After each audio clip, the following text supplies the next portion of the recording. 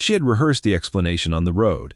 She had been rehearsing it since Caldwell, which was 3 days back, and one town west of where she needed not to be found, and the rehearsal had not produced anything she was willing to say. She had tried the widow version, which was true but incomplete and required a death certificate she did not have. She had tried the separated version, which was also true, but open questions she was not prepared to answer. She had tried the arrangement-ended version, which was technically accurate and produced the specific expression in people's faces of someone who was deciding whether to help her or whether to ask more questions, and she had learned the hard way that the expression usually preceded the questions. She had tried saying nothing, which was not quite a version but was the most honest option available to her, and it was what she had settled on by the time the wagon came up the road to the Greer, spread in the late afternoon of October. The road had been long, and the children had been patient in the way children were patient, when they understood that patience was what was required of them, and the understanding had been Owen's and Nell's for different reasons. Nell was old enough to understand the shape of what was happening, and had chosen, in the way she had been choosing things since she was approximately 7, to carry her understanding quietly and let it inform her behavior, rather than express it. Owen was 6, and his patience on the road had been of the more transparent kind, the patience of a boy who had decided that if he was patient enough, there would be horses at the end of the patience, and he had been correct. Her name was Sarah Crane, or it was the name she was using, which was the name she had borrowed in the alley in Caldwell from a woman who had said, "Borrow my name as long as you need it," with the ease of someone who had borrowed it herself and understood the need, and she had 3 children. Nell was 9 and sat in the front of the wagon with the expression of a girl who understood more of the situation than a 9-year-old should, and had decided the understanding was her job to carry. Owen was 6 and sat in the back with the bags and the bundle that was Ada, who was 14 months and had been asleep for the last 2 hours in the particular way of a very young child who had learned to sleep through difficult things, because difficult things were the environment. Sarah had $4 and the skill set she had been developing for 11 years of managing the household of a man who did not manage it himself, and she had the children, and she had the name she was using, and she did not have a story she was willing to tell. The Greer spread had been recommended to her by a woman at the Caldwell Exchange who had said Ellis Greer was a practical man who needed a housekeeper and did not ask a great many questions about the people the Exchange sent him. And the woman had said it with the specific emphasis of someone who understood that not asking a great many questions was a quality with value. And Sarah had understood the emphasis and had traveled 3 days to find out if the quality was real. Ellis Greer met her at the gate. He was a rangy man of perhaps 38, deliberate in his movements, with the specific quality of a person who had made enough decisions, that making decisions had become a posture rather than an effort. He looked at the wagon and at the 3 children and at the woman on the bench, and he was quiet for a moment, and the quality of the quiet was not suspicious or assessing, but was the quality of a man reading a situation he had not anticipated and taking the time to read it fully before he spoke. She looked back at him, and she did not offer anything beyond the looking, because she had learned on the road that every word she offered opened a question, and she was not prepared to answer the questions. He said her name, which the Exchange had given him. She said yes. He said the position was housekeeper and household manager, and the Exchange had mentioned 1 child. She said she had 3. She said it flatly and without apology, which was the form she had decided on, and she waited to see what form the response would take. He looked at the children. Nell looked back at him with the same flatness which was Nell's version of loyalty expressed. Owen had fallen asleep on the bags with his mouth open, which was Owen's version of commitment to whatever came next. Ada was a bundle. He said the spare room had 2 beds and a cot, and there was a trundle that could be brought from the barn. She said that would do. He said supper was at 6, and he would need the supply orders reviewed by the end of the week, and he went back to the barn without asking anything further. And she sat on the wagon bench for a moment, and she looked at the gate and the yard and the barn and the house, and she let out a breath she had been holding for approximately 3 days. And then she looked at Nell, who was already calculating which of the bags needed to come inside first, and at Owen, who had woken up and was looking at the barn with the expression of a boy who had a question he was not yet going to ask, and at Ada. who was awake again now and was looking at the yard with the open attention of a 14-month-old encountering a new environment and finding it acceptable. She got down from the wagon and she got the children down, and she carried Ada inside and she found the spare room and found it as described, 2 beds and a cot. And the trundle arrived from the barn that evening without being asked a second time. And she began to put things in order, which was what she did when she arrived somewhere new. Because putting things in order was the first form of competence available and the most reassuring form to demonstrate. She did not know, sitting on that wagon bench, what he had decided. She found out that evening when she came to the kitchen to start supper, and he was at the table with the supply orders, and he looked up and said the following, without preamble or particular ceremony. He said he did not know her situation, and he did not need to know it. He said the room was hers and the children's, and he was not going to ask for an accounting of how she had come to be where she was. And he said if she wanted to tell him at some point, she could tell him, and if she didn't, he would manage without knowing, and either way was agreeable to him. She looked at the supply orders on the table, and at the man who had just said the thing she had been hoping someone would say for 3 days, and that she had not expected anyone to say, ever, without prompting. She said she appreciated that. He said good, and he went back to the supply orders, and she went to the stove. And the arrangement began. This is Dusty Vows, where stories like hers live. Women who arrived with the one thing they had, and found the one person who didn't need them to have more. Men who said the room's yours and meant all of it, the room and the secrets both. If you want the next story the moment it lands, subscribe now. Then back to the ranch. The children settled in the way. Children settled when the adults around them made settling feel like the available option rather than a contingency. Nell settled quickly because Nell was 9 and had been doing the adult-adjacent work of managing her own fear in order to manage Owen's and Ada's, and when the adult-adjacent work became less necessary, she settled into something closer to her actual age, which was still more serious than most 9-year-olds, but was at least recognizably 9. She did this by degrees. The way serious children relaxed, not all at once, but in small increments, that were visible only if you were watching. By the second week she had begun reading to Ada in the evenings, not because Ada understood the words, but because Ada responded to the sound of Nell's voice, and Nell had understood this about her sister for the full 14 months of Ada's life, and had used it accordingly. By the third week she was asking Ellis about the supply orders.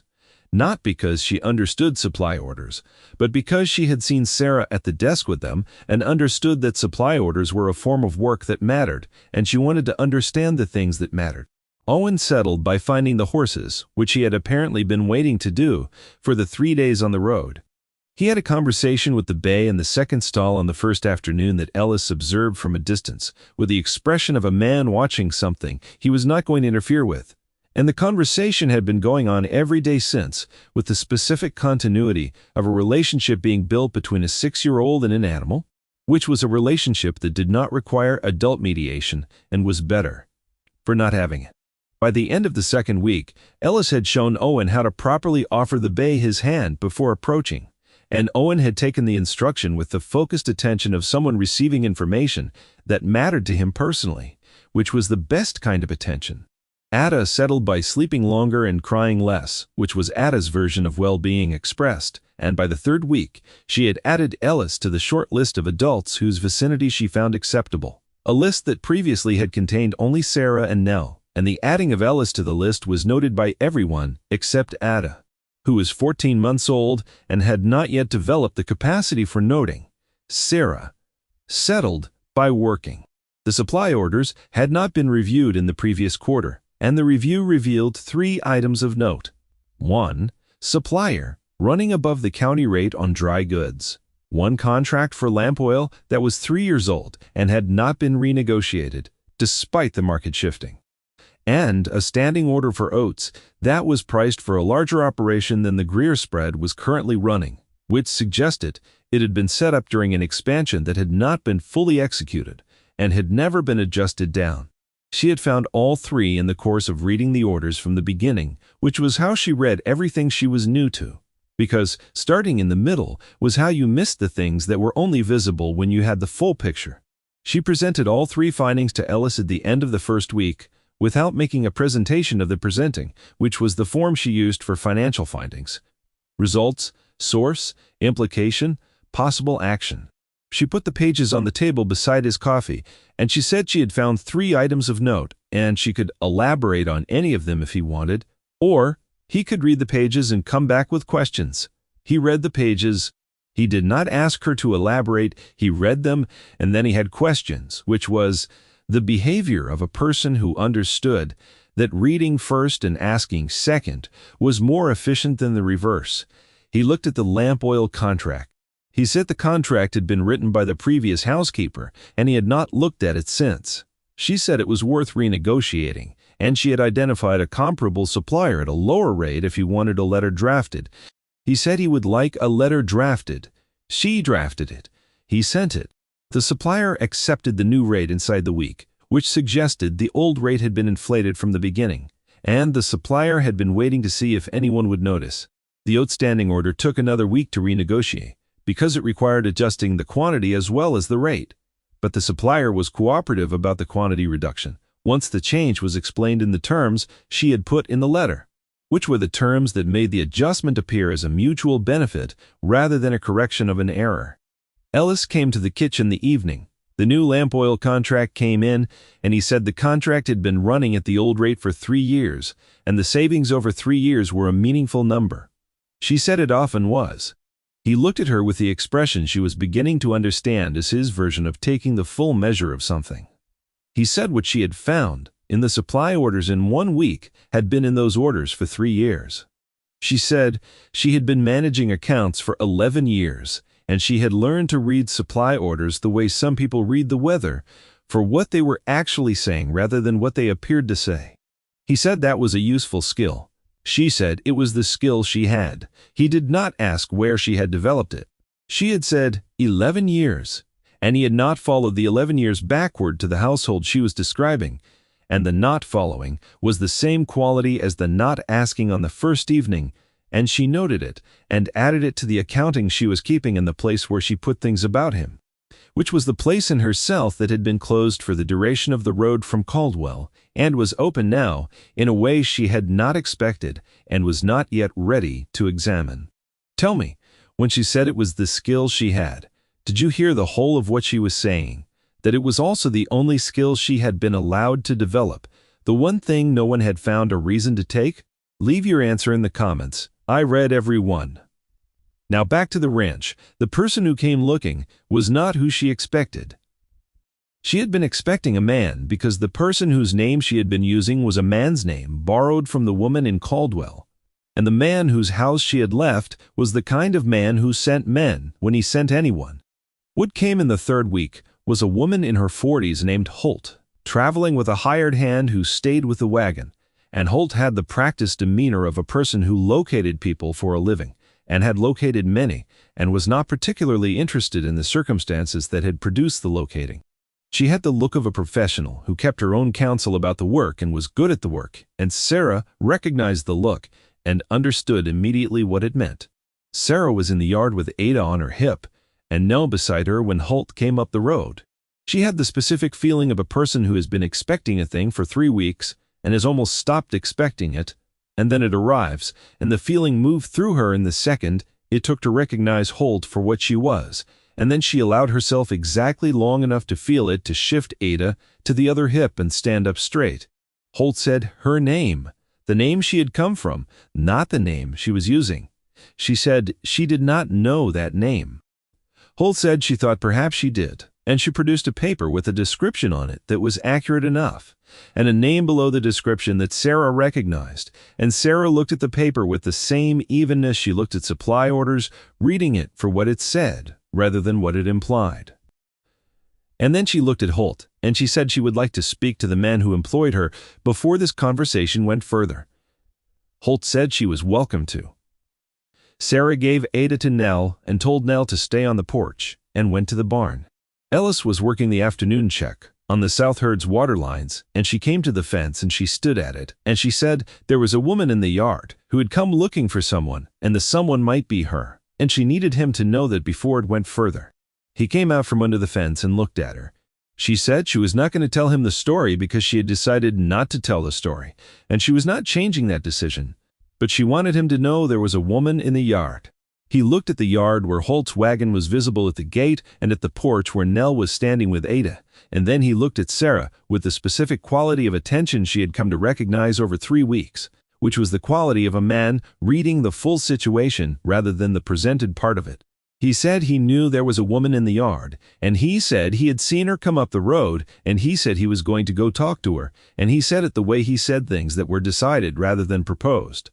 He went to the yard. Sarah stayed at the fence.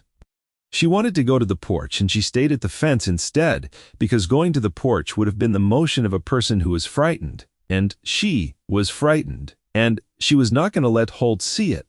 She could not hear what was said. She watched Ellis walk to Holt with the unhurried quality he brought to everything. The quality of a man who understood that urgency was not the same as effectiveness. And she watched him stand in front of Holt, and she watched Holt speak, and Ellis listen with the same listening he gave everything, from the beginning, without hurrying. Then Ellis spoke, and Holt listened, and Sarah watched Holt's expression move through several things, including the specific expression of a person who has encountered a variable they had not included in their calculation, and is revising the calculation. Holt looked once at the porch where Nell was holding Ada. She looked at Ellis. She said something further. Ellis said something brief in response, and the something brief had the quality of a final word rather than a contribution to an ongoing conversation. Holt left. She and the hired hand drove back down the road and were off the property before Sarah had gotten from the fence to the porch. Ellis came to the porch. She said she owed him an explanation, and she was going to give him one. Not the whole of it, but enough because he had done something just now that required enough in return. He said she did not owe him anything. She said she knew he thought that, and she disagreed. She said she had a husband who was looking for her, and she had left him 3 months ago with the children, and the leaving had been necessary, and the husband had resources she did not, and had apparently spent some of those resources on the woman who had just been in the yard. And she wanted him to know the broad shape of it, because the broad shape was his business now, whether or not he had asked for it. He looked at Nell and Owen, and at Ada, who had been brought back out now that the wagon was gone, and who was investigating a leaf on the porch step with the full attention of a 14-month-old encountering a leaf. He said the room was still theirs. She said she knew. She said she also knew he had told Holt something, and she wanted to know what he had told her. He said he had told Holt that the woman she was looking for was not on this property, and had not been on this property, and that he had been the only adult on this spread for the past 3 weeks, and that Holt was welcome to verify this with the county clerk's office, which would show only his name on the property deed, and no household registration for anyone else, because he had not registered her with the county when she arrived, which was something a person did when they did not want the county to know where someone was. She looked at him. She said he had not registered her with the county. He said no. She said, when had he decided not to? He said on the day she arrived, when he had looked at the wagon and the 3 children and the woman on the bench, who was not offering a story, and he had understood that the not offering was not evasion but protection, and he had decided then that the county registration could wait indefinitely. She stood on the porch in the October afternoon, and she thought about the road from Caldwell, and the rehearsed explanations that had not become explanations, and the woman who had said the exchange sent him people he did not ask questions of. And she thought about 3 weeks of supply orders, renegotiated, and lamp oil contracts corrected, and mornings in the kitchen, and Ellis at the table with the accounts, and the particular quality of a household that was being run by someone who understood running it.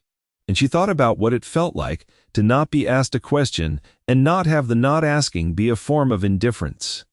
She had not been asked. He had not been indifferent.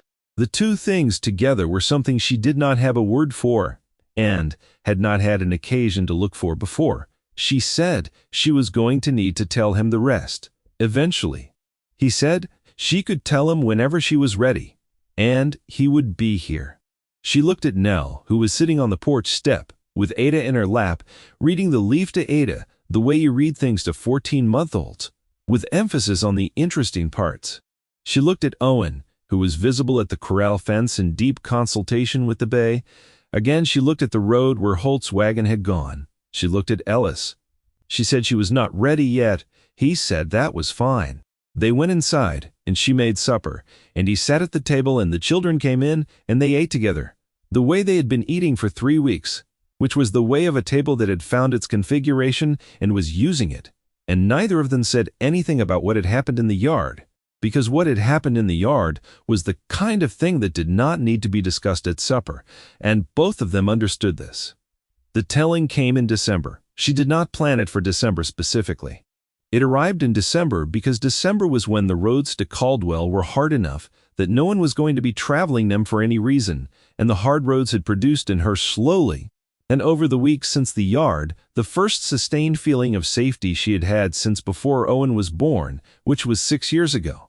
And the feeling of safety had produced the willingness to tell, and she told him at the kitchen table on a December evening when the children were asleep. She told him the shape of it. Not all of it, not the specific things she had watched herself do to protect the children in the years before the leaving, not the specific words she had heard that had made the leaving feel like the only available road, but the shape, the marriage at 22 to a man who had been what he appeared to be for the first 2 years and had then become, gradually and then completely, something else. The something else had not been dramatic. It had been incremental. The way a thing that accumulates differs from a thing that arrives, and it had been the kind of incremental that left you, at 33, looking at a woman in a Caldwell alley who said, "Borrow my name as long as you need it," and understanding that you had been arriving at this moment for 6 years and it was here now, and the alley was the door. She told them about the resources her husband had. Not with bitterness, because bitterness was a luxury she could not afford to carry on a 3-day road, but with the precision of a woman who had been managing accounts for 11 years and understood the specific weight of a financial imbalance. She told them about the $4 and the borrowed name and the road she had taken in the middle of the night. And she told them about the 3 days rehearsing an explanation that had never become an explanation. And she told them about sitting on the wagon bench when he had gone back to the barn, and what it had felt like to understand that the explanation was not going to be required. He listened. He listened the way she had come to understand he listened, which was completely, and from the beginning, and without directing the story toward the part he wanted to hear, and she had told enough stories to people who were waiting for the part they wanted to hear to know the difference, and the difference was considerable. When she was done, the kitchen was quiet, and Ada was making the small sound she made in her sleep through the wall. And outside, the December was doing what December did, which was making the roads impassable and the house feel like the thing it actually was. He said, was the name she was using going to be a permanent change or a temporary one? She said she did not know yet. She said she thought it might become permanent if she could arrange the legal basis for it, and she had read the county name change statute in the second week because she had known the reading would eventually be relevant. He looked at her for a moment with the full attention. He gave everything. She said she had read a great many statutes since October. He said he had noticed. He said it, without irony, as a statement of what was true, and she received it as the observation it was, rather than the question it was not. She said, was that a problem? He said no, and he said it in the tone of a man who means not at all, rather than just no. And she heard the not at all, and received it in the same place where she had been keeping the things about him since October, which was fuller than she had intended it to be, and warmer than she had planned, and hers to deal with in her own time. He said there was something he had been thinking about since October, and he was going to say it now, because December seemed like the right time. She waited. She was good at waiting now, in a different way than she had been good at waiting during the 11 years of the marriage, where waiting had meant enduring. This waiting meant attending, and the difference was the difference between a posture you held to survive and a posture you held because the thing being waited for was worth the wait. He said he had not asked her story in October because it was not his to ask. He said he had not asked it in November or December for the same reason. He said what he had asked for was the work, and the work had been given, and the work was enough, and it had been enough from the first week when the supply orders came back with 3 findings he had not seen in 3 years of looking at the same orders. He paused. He said the work was not actually what he meant. He said the work was the form the rest of it had taken, and what he meant was the rest of it, which was Nell reading to Ada on the porch, and Owen in conversation with the bay and supper at a table that had found its configuration, and the kitchen that smelled the way a kitchen was supposed to smell, and the specific quality of a house that was inhabited by people who had decided to inhabit it. And one person in particular who had decided to inhabit it before he had given her any reason to, and who had been inhabiting it fully and with both hands since October. And he thought she should know that the inhabiting had not gone unnoticed. She looked at the kitchen and the December cold outside the window and the wall through which Ada could be heard in her sleep, and she thought about the road from Caldwell and the name she was borrowing, and the $4, and the explanation she had rehearsed and not given, and she thought about October, and the barn, and the county registration that had not been filed, and she thought about what it meant to be in a place where a person had decided, on the first day, that she did not owe him the story. She thought about what she wanted directly. For the first time in 6 years she had been able to think about it directly, because safety was the prerequisite for wanting, and she had not had enough safety to want anything for a very long time. And what she wanted was large and plain and entirely hers. What she wanted was this kitchen and this table and the wall through which Ada could be heard, and the bay in the second stall and the supply orders reviewed, and the lamp oil at the right rate. She wanted Nell with something closer to 9 than she had been allowed to be, and Owen in full negotiation with the bay, and Ada adding names to her list of acceptable adults. She wanted the county name change statute filed, and her own name on it, the name she had chosen rather than inherited or borrowed. And she wanted this man who had said, "The room's yours, keep your secrets," and who had kept his word across 3 months and a woman in the yard in a December kitchen, and who had just said the inhabiting had not gone unnoticed, and who was telling her that the rest of it was what he meant by work, which was one of the most honest things anyone had said to her in 6 years. "I'm not going anywhere." She put the words down the way she put down everything she was ready to stand behind, plainly and in the right register, in the voice of a woman who has read the county name change statute and knows what her options are and has decided which one she wants. She held his gaze. "I came with 3 children and no story, and you said the room was ours and to keep our secrets, and we kept them, and now I am telling you. And I am telling you because I want to, not because I owe it." She paused. "I want to stay," as if it were the simplest arithmetic in the world. Ellis Greer. Her name for him, said the first time with the full weight of it.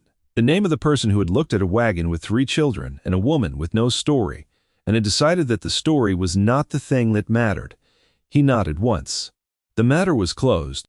Outside, the December cold was doing its work against the house, but the house held, the way a well-kept house held. And inside the kitchen was warm, and Ada was asleep through the wall, and Nell and Owen were asleep down the hall, and she was at the table with the story told and the secrets kept and the rest of it beginning, and she was not going anywhere.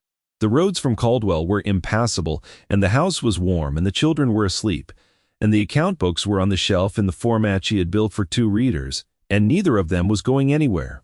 And the bay in the second stall was Owen's now, in every way that mattered, and the porch step was Nell's, and the kitchen was hers. And the room had been theirs since October, and was still theirs, and would be theirs through the spring. And the spring was coming, and when it came the kitchen garden was going to need planting. And she had already calculated what it would produce, and the calculation was in the account book in the column she had built for 2 readers, and it was correct.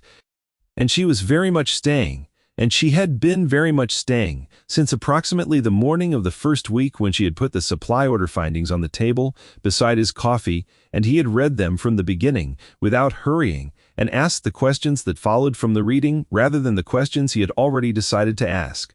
She had come with 3 children and no story, and the room had been given without the story being required.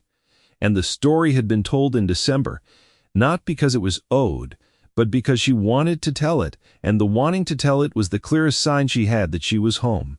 Because wanting to tell a story to a person was the thing you did when you had decided the person was home, and home was here, and she was staying, and the account book on the shelf had 2 readers now, and the calculation for the kitchen garden was in the column where it belonged, and the spring was going to come, and she was going to be here when it did.